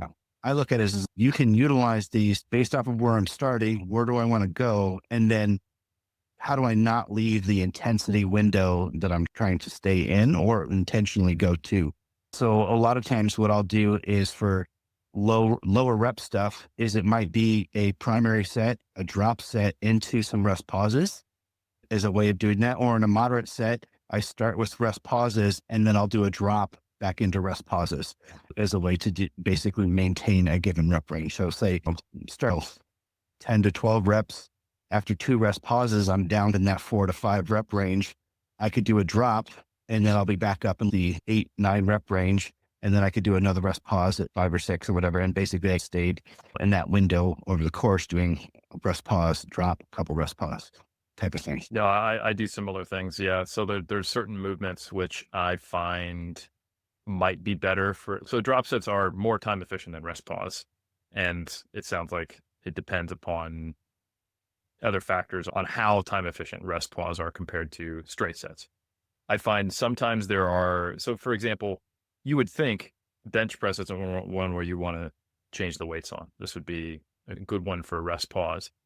I like to do drop sets on bench press specifically because I want to go to failure sometimes on bench. And I'm not doing that with a load that I can do 10 reps on. Because if I have 60 kilos or 135 on my chest and I'm stuck there, that's fine. Like I can hip thrust it and get it up to 1 rack and I'm fine. Like worst case, I can just tip because I'm not putting like a collar on there and it's just 1 plate that falls off and I'm only mildly embarrassed. But if I'm doing rest pause and I miscalculate and I push and I've got 245 or 110 on the bar, I can get pinned. Mm-hmm. And this is a more fatiguing technique, right? So it just depends upon if I have a spotter or not and where I'm at. So I think that's one of those ones where there's an exception to the rule, right? It's a heavy compound barbell-based movement. Yeah, you want to do rest pause, not drops. Not in that case for me. And I would then, consider survival in the practical category. yes, generally, I think that's a good way to look at it for sure. And then there's some movements where you're like a great one is like a cable lateral raise. You're starting at such a low amount that even if you drop 1 pin, the relative drop is way too high. So if you do your 10 RM and you're only working on the 4th pin, if you drop to the 4th pin, you might be getting 20 reps in your last set. And it just feels like you're moving your arm and the cable's like, so Dragging on the floor. exactly. Not a good sign. Exactly. So I will sometimes do a mixture of drops and rest pause on things like that as well, where the load is like, you can't do drops. So I'll do like a couple of rest pause until I start to see the load drop off and then I'll go. And then I will sometimes use drop sets intermixed with the rest pause if I just had an oopsie. Oh, I just went too heavy and I'm not getting the number of reps I thought I would get on these rest pauses. So I need to get back to the minimum rep range I want to be working in per rest pause. I will reduce the load like you were talking about. Yep. So regardless of method, I tend to have some rep targets that I'm trying to hit. And then I can use those as the guideline of when to maybe transition. And more often than not, you're adding a drop to a rest pause than the other way around. Because if you drop too far, then your next drop, you could just not drop as much or stay the same. Yep. Which I guess if you stayed the same, it is a rest pause in that situation. In terms of the other kind of like main differences that I'll use them for, like outside of the practical stuff, when it comes to the stimulus, I look at the drop set of like, all right, its fatigue is going to be at least equivalent to me doing a straight set at the lowest intensity that I use. And you're going to failure like most of the time, every drop outside of like the example, like the bench press or whatnot. So I look at, do I want to dig that deep into fatigue? And if so, and here I am talking about this after I just told them they don't need to be worrying about fatigue that much. In this instance, it's really about, since I am trying to save time, like the deeper I dig into fatigue, the harder it takes, or the longer it takes to recover. I'm trying to find that place of efficiency in here too, of I want to train hard, but depending on if I'm just doing 1 round of these or if I'm doing multiples, because it sounds like mostly you're doing a primary and then you do your drops and you do it all in 1 segment and that's it. You're not doing, I'm going to do a set with 2 drops and then another set with 2 drops. Right? Is there a reason that you only do it all at once? Is it just the time constraints or?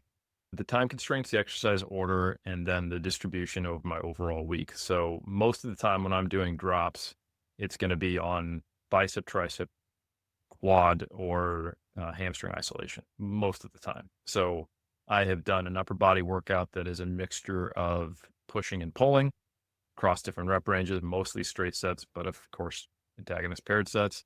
And then I've got a tricep exercise. Or maybe I've got like a cable crossover, but it's an isolation, quote unquote, movement where we're finishing out and I do the drop and then I move on to a different exercise and do the drop. And then I leave the gym, or that's just the last thing I do for the day. And that muscle group is not going to get hammered again till day after tomorrow. So I train every day. And I sometimes split 2 or 3 of my sessions into 2 days. So it's, from my perspective, it is primarily time saving. And then due to the structure, I'm not doing multiple drops on the same exercise. I get a lot of my volume from indirect sets on my arms as an example. So I have 3 or 4 direct tricep or direct bicep exercises per week, and all of them are done as drops. So I don't find that creates any kind of fatigue between sessions. Oh, and doesn't seem to negatively affect like if I was to do a lengthened to failure tricep exercise the day before I did a lot of pressing, I might notice it, but it wouldn't be to your point about, I don't think we need to worry as much about fatigue as we do. It wouldn't be that much. I'd maybe lose a rep or 2, Yep. And I do wonder, when you do a drop set, is it really the equivalent of just doing a high rep set to kind of failure in terms of which fibers are getting fatigued and then how much coverage do you get? I don't know. I do have I have curiosities. I have questions about what's actually going on under the hood when you compare some of these techniques. Yeah. But Is it similar to BFR in that you're just accelerating to the fatigue point faster? But when you're looking at these techniques, it's almost like there's always a dichotomy on whether you are thinking the volume is more of an impact or the effective reps is more of it's like they seem to be contrasting in terms of how you would look at all of these things. And fortunately, the research has those things just absolutely dialed down. So I think when there's been a few studies, I think Longo, or I might be misciting, don't do math in public, don't cite studies that you didn't just read yesterday in public either, and then be specific about them. I will say there is research that has compared drop sets, rest pause, and straight sets, and they have to artificially do things to try to make them match in all the ways they can, do forced reps to make sure that everyone's going to failure, which probably changes things, or have a slightly different load, 75% on one arm and one versus 70% on the other. And when you have a sufficiently high proximity to failure, or I should say you're training sufficiently close to failure, you have a similar volume load, it all comes out in the wash, regardless of how you restructure the rest, which is probably the biggest overarching take home. I do think there are obviously ways to get around that, or we wouldn't see sets of 5 and 6 producing equivalent hypertrophy with the same number of sets as when you do sets of 20 to 30, because the volume load is way higher when you do high rep sets. So clearly that is not a perfect comparison. And I also noticed there are big differences between individuals in terms of, if you have 2 people do drop sets, you can get some pretty big disparities in volume load. Some people just are way less fatigable on drop sets and others are not. And I think there's like a strength and experience and a pain tolerance that all goes into that. So another thing that I like about drop sets is I just go to failure. So I'm within a given constraint, I'm doing everything as hard as I possibly can. There's nothing left to give. And if I was to do 3 straight sets on this tricep push down, I would also take all 3 sets to failure. So 1 top set plus 3 drops, 3 straight sets to failure. I'm probably getting a pretty similar volume load, and everything as hard as I can do within those constraints. It at least soothes my inner OCD and hardworking necessity that I'm doing it. I think that's why I struggle a little more with the rest pause. Is it could be more, like to your point, which may be fine and may be good in some circumstances. But I think when you're already riding the line and you're barely doing like enough that you can recover from it, and I'm trying not to put myself in the hole for subsequent sessions, because we're talking about like, where is that efficiency bell curve sweet spot for an exercise within a session? And you have to think about within a microcycle, and then you have to think about it actually across mesocycles, because you could do things that, that week is packed And then every other week you got to do a deload, or you're sacrificing form, or you just can't hack it. You know, one of the things, and this is a completely different conversation that is different than the research that happens in the real world, is once people try to do higher volumes, they're trying to increase the dose of training. They end up reducing the dose in other ways. That RDL they're too sore for, it becomes a back extension. And now the force curve is at a shortened length. And it feels a lot easier because it is a lot easier. It feels a lot less fatiguing because it is less fatiguing. And it's probably a whole lot less stimulative too. So I think that you have to look at how many times do I do things to survive this training program? And is that the concession towards, on average, I am getting a greater area under the curve of stimulus? Or am I getting to the same place, but it's just harder and I'm constantly having to change exercises or do little things to make it feel easier? Or the most common one, I'm just not training as close to failure. Mm-hmm. So that is something that's another reason I put a lot of my training on my story, is because I know people will call me out if I'm like, yep, to failure. And they're like, you were at a 5 hour. So it keeps me honest. I think that's one of the hidden benefits. And also boost camp, they cut me in. I'm on that big boost camp money. So that's another reason. Obviously, some spam that. But no, in all seriousness, it's all of this stuff has to be thought about in the context of the bigger program, which is why probably the main reason I personally don't use rest pause. But I do think it's a valuable tool, and I would like to see more research so we can figure out where are we trading fatigue for stimulus and time efficiency, because I don't think that's clear. And I don't have a good way of quantifying. Like to your point, I do agree that it's the same or more if you do the same total volume. But I want to know like how much more recovery is required. I would love to see like a time course of recovery study where you match volume in straight sets versus rest pause and see at what point does performance dip at the same level, where does it come back, et cetera. I don't know. I could tell you that if you just try to do 6 rounds immediately after the holidays and having some time off, it takes a while to recover. But for me personally, once I got that sweet spot of it's going to be about 4 rounds, I think is where the efficiency is going to be. The recovery was like, it was good enough that I started then trying to experiment. Let me try more than one body part, or more than one exercise per body part on this protocol now. And when I did that for delts and pecs and stuff or whatever, and I was able to tolerate that, basically training upper 3 times a week, lower twice a week. So basically training, everything was ready within 48, 72 hours at the most. I think the repeated bout effect is going to cover all of these things. And I think the same thing goes for drop sets. And for me, the recipe for the greatest amount of DOMs has always been, hey, choose an exercise and go to blistering failure at under a high rep or low intensity. That's the recipe, is you go to the stretch and do a long set there where you're deep into physiological failure.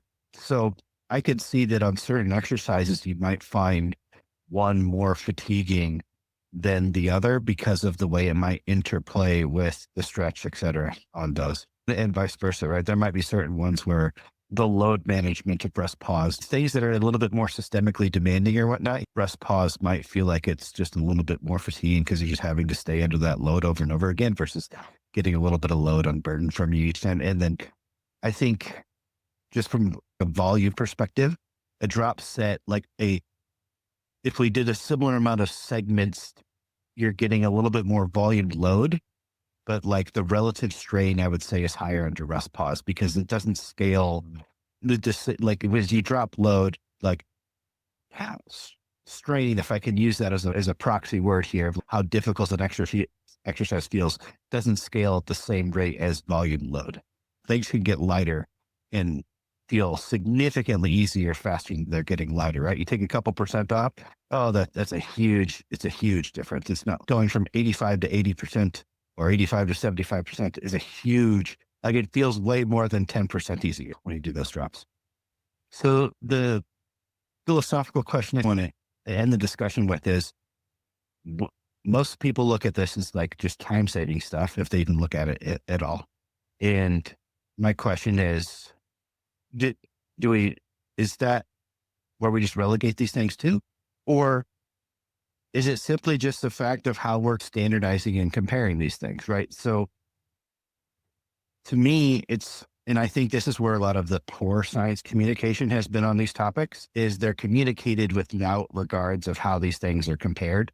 So somebody will post a thing and be like, oh yeah, supersets are terrible because in this study, they didn't do as good. And I'm like, yeah, but they took a third of the time. They got 80% of the results. What if they would have done another round in the 10 minutes they had left that the straight set group was still taking to do their things? However you compare these things, you could potentially say, oh, they're terrible, they're great, they're time saving. Is there an argument that potentially, and that I guess if we're talking about things being superior for hypertrophy, efficiency is still the currency, right? It is, Mhm. especially if you assume that there's just only so much stimulus that we can achieve and only so much that we can adapt to and recover from, et cetera. So basically, like when somebody says, hey, is this superior for hypertrophy? I don't think you can be like, it's just more efficient. It's basically the currency that we have is more sets or less time or with less effort, whatever you're using to scale efficiency. I look at us as these tools could be under the right comparisons. Like for sure, I would think if we compared an equal number of sets to the same number of sets where you did one drop or one rest pause, if you say it's just the number of sets and you did that in a similar amount of time or whatever, that you would look at, oh, now these are superior hypertrophy. But if we standardize them for volume load, then it might be like, oh, maybe these aren't as good.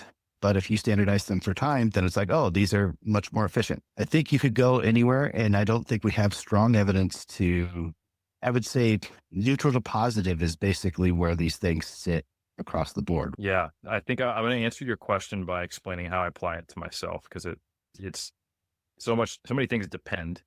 So helping someone understand what it depends on can help them apply it in different contexts, I find.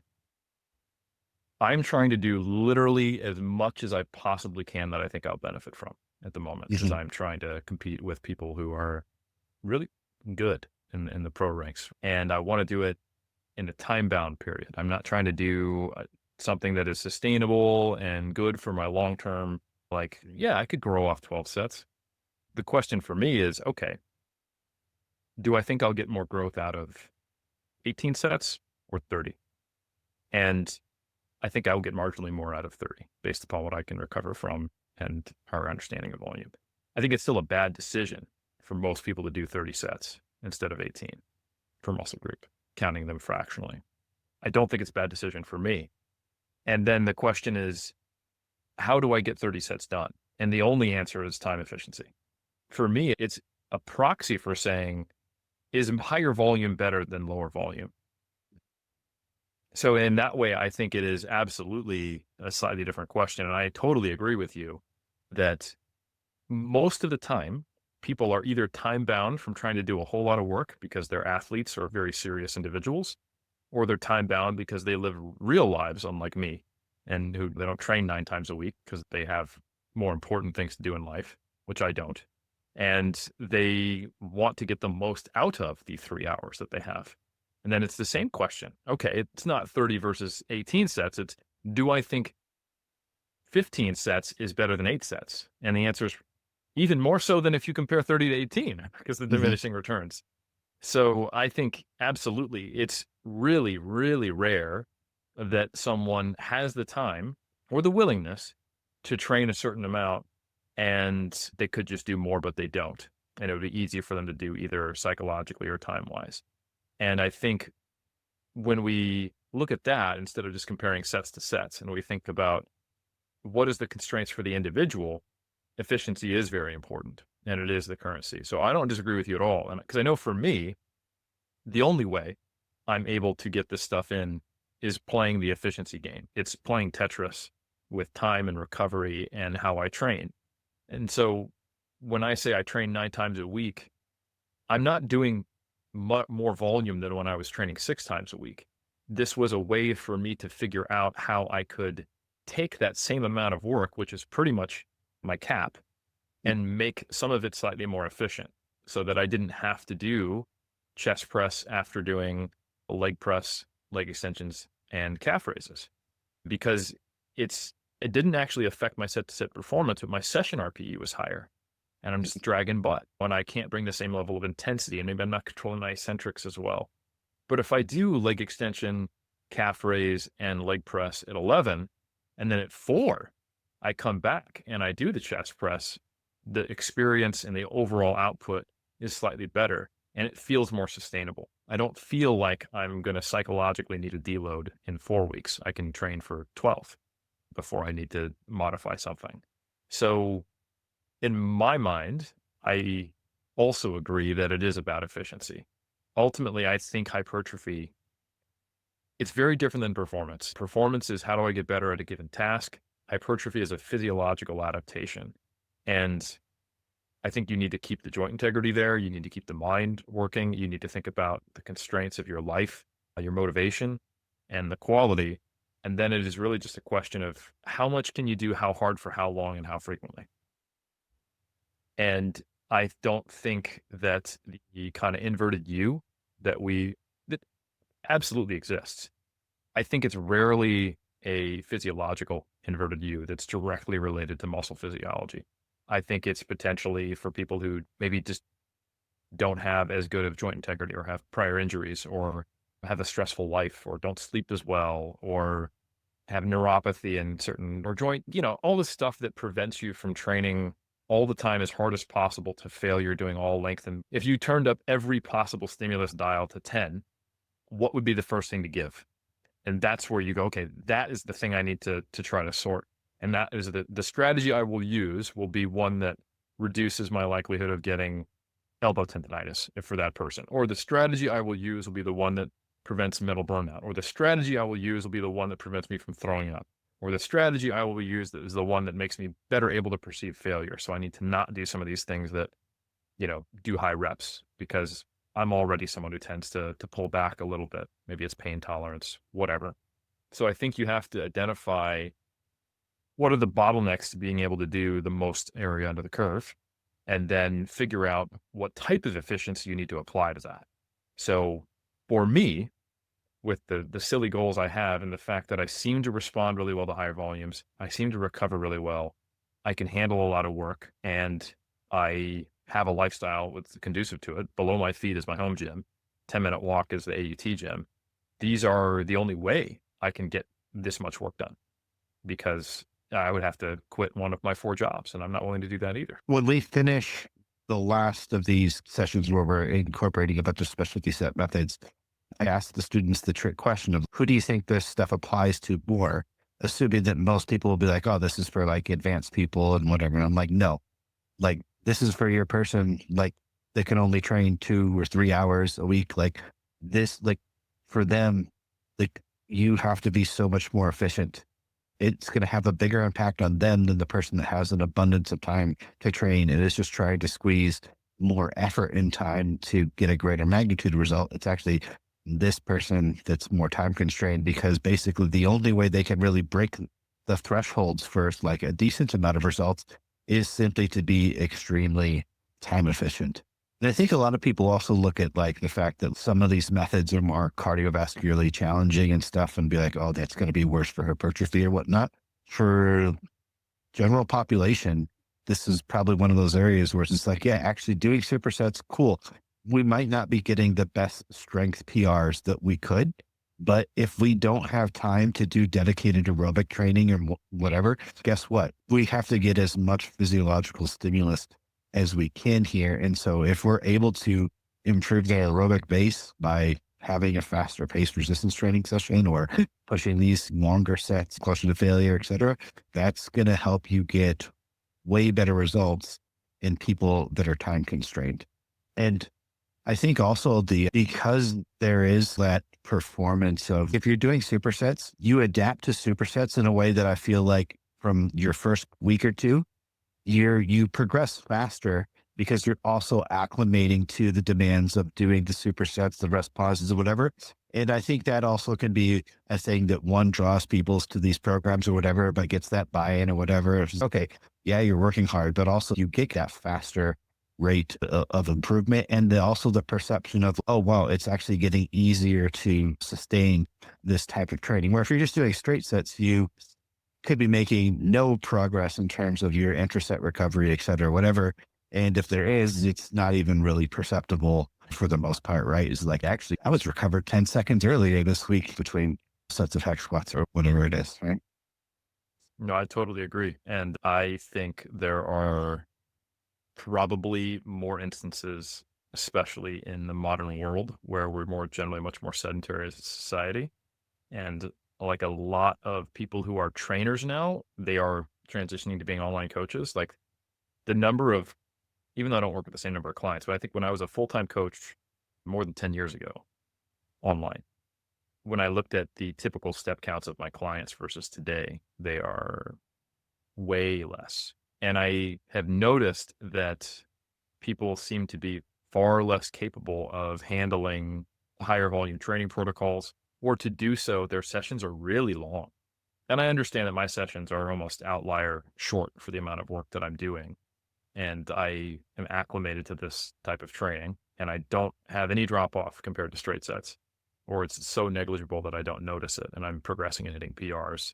And that's where the proof's in the pudding as an aside. If you're compromising things, I don't think you can just look at the research and be like, yeah, well, it's more cardiovascular fatiguing, it's worse for hypertrophy. It's like, okay, here's my workout from a year ago, straight sets, same session. Now I'm doing it with drop sets and rest pause. I can at least compare the first set on the drops and the rest pause, same kind of deal. And then for all the antagonist paired supersets, if there's no drop and I'm improving, then there's not an interference, right? But anyway, I think there are a surprising number of people who their ability to do a optimal, quote unquote, within their constraints level of work, they're actually held back by their cardiorespiratory conditioning. So work capacity was a buzzword that I wouldn't really like. What do you mean? When people would say that 15 years ago, but I think it's a thing now. I really Yeah. do.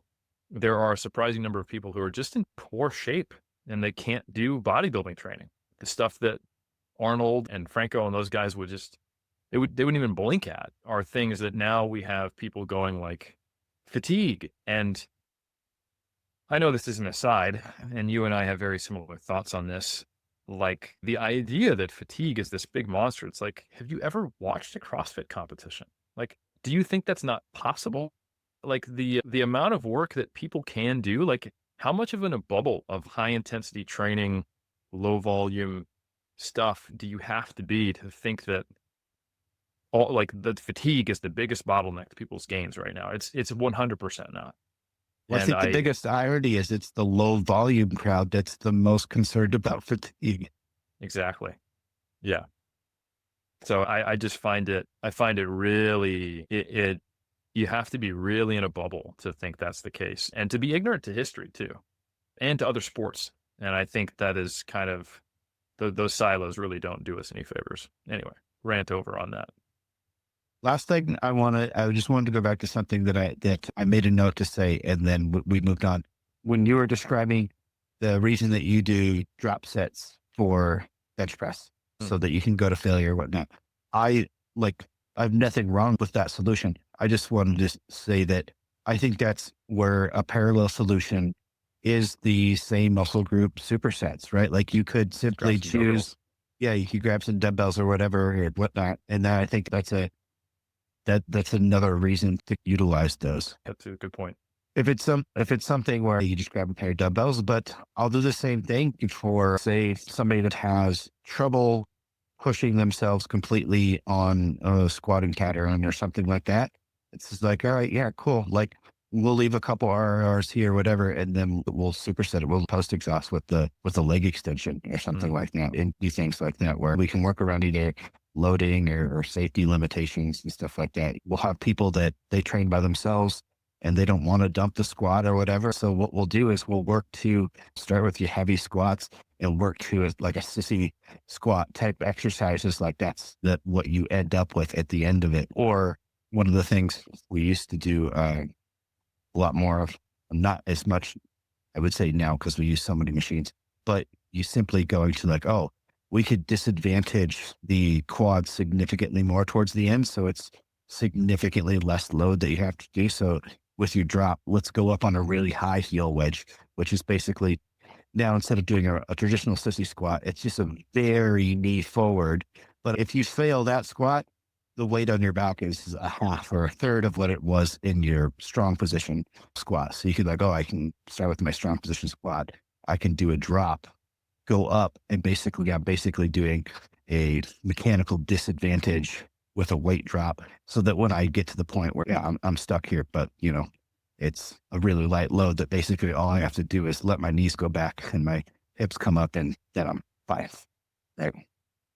Yeah, I think there is definitely something to be said for finding ways to manipulate exercises that the load can be less, but the stimulus is quite similar.